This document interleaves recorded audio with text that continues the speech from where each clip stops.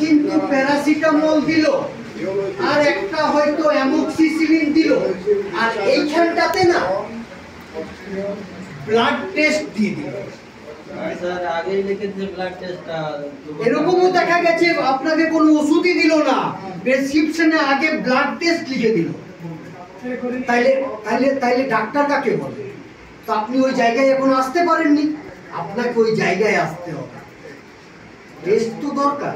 আপনার এই যে কে বললো একজন পুরোহিতের কথাটা, তো আমি চুপচাপ হয়ে গেলাম, কারণ আমি বুঝে গেলাম যে ও টেস্ট করাবারও বোধহয় অর্থনৈতিক অবস্থা নেই। ওই জন্য তখন কি করতে হবে, আপনার ডিসক্রিশন পাওয়ার, নাম শুনেছেন শব্দটা? বিচক্ষণতা। একজন চিকিৎসকের বিচক্ষণ ক্ষমতা থাকে।